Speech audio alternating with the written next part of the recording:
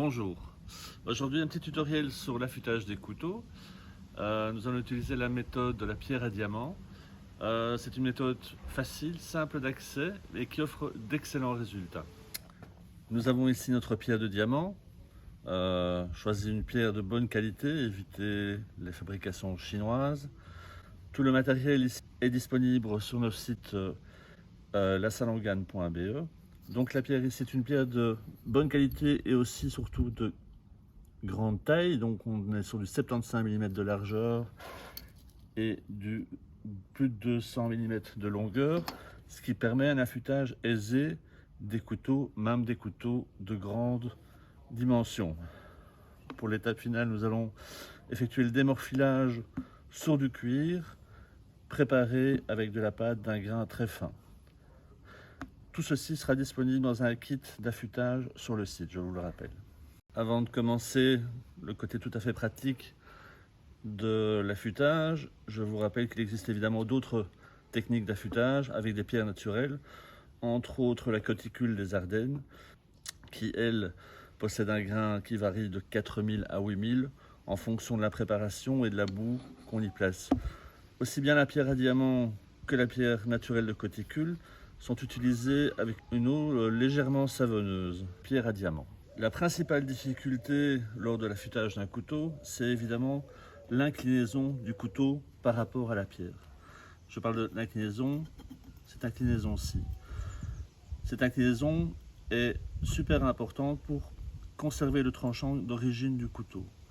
C'est une des difficultés majeures. L'autre difficulté est évidemment de maintenir cet angle tout au long du processus. Un petit schéma pour expliquer le fonctionnement, ce fameux angle de coupe.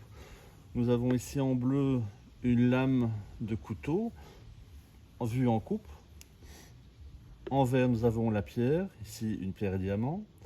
Et en rouge, le sens de l'affûtage. Donc cet angle ici, c'est l'angle qui permet la coupe, le tranchant du couteau. Et en général, il est de 20 degrés pour tous les couteaux de type de cuisine. Au plus on va diminuer l'angle, au plus évidemment ce tranchant va être coupant et mordant. Les couteaux de la Saint-Langane, par exemple, on utilise à un angle de 17 degrés. Pour un couteau de camp type bushcraft, on va augmenter le nombre de degrés pour qu'il soit plus résistant au choc si on fait par exemple du travail de bois. On va passer à l'exercice pratique.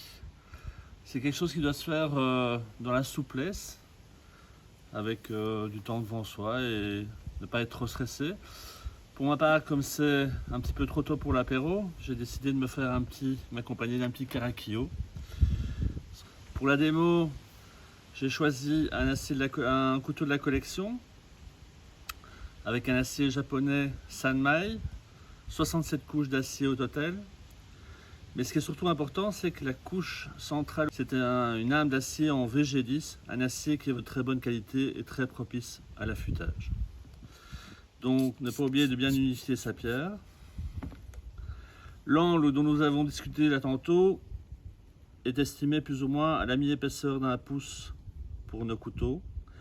Donc, le but est de le faire avec patience, dans le sens opposé de la lame, en gardant évidemment toujours la même inclinaison.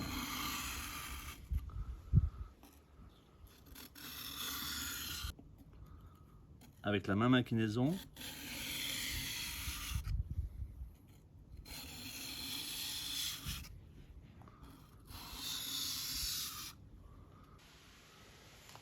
si votre couteau est régulièrement entretenu, quelques passes suffisent. On va parler de 3-4 passes pour chaque face.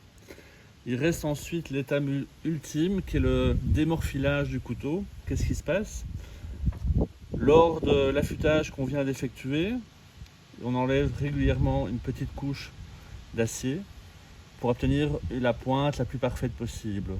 Elle devient tellement fine qu'un petit morceau d'acier va se mettre de l'autre côté du couteau. C'est ce qu'on appelle le morphile. Le but maintenant est d'enlever ce morphile. Donc l'étape du démorphilage, donc le couteau vient d'être affûté.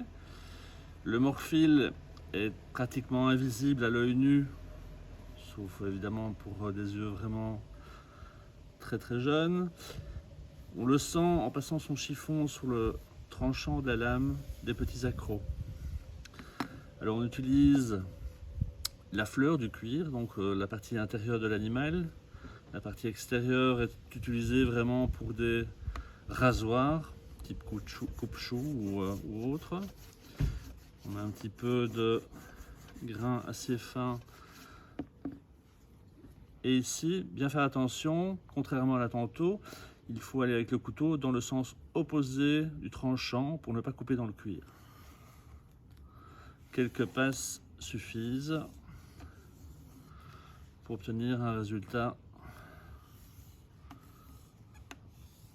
parfait. Bon, bah pour le test final de notre couteau, évidemment le test de la feuille de papier, ça coupe évidemment parfaitement, mais c'est très important à faire lors de votre test, de vérifier que votre couteau soit bien affûté sur l'ensemble de son tranchant, qu'il n'y ait pas un petit à-coup ou un mauvais affûtage à un endroit du tranchant. Il doit être parfait sur toute la longueur du tranchant. Voilà, merci d'avoir suivi cette vidéo et à bientôt.